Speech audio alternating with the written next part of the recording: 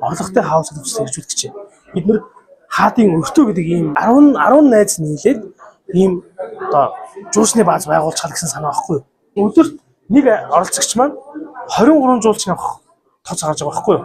Тэгээд энэ чинь 15 хоногоор бодъё заяа. 15 хоног нь пүүл. 50% пүүл байг тийм ээ. Зуны 3 сараар ингээд тооцоход бараг 900 гаруй жуулчин авч байгаа байхгүй юу? 900 гаруй жуулчин нэг жуулчнаас $300 л олно л да. Тэ? Тэгэхээр нэг 270 сая төгрөг зундаа олох юм байна. Тэгэхээр нэгээс 2 жилдээ гаргасан хөрөнгөө нөхчих гэсэн үг. Хэрэгжүүлэхдээ юу яаж байгаа? Манай энэ 8 компани, оролцогчдын төсөлд оролцож байгаа 8 компани энэ төсөл барилт дуусах хугацааны одоо төр барьцаагч нь батлан дааж гэж.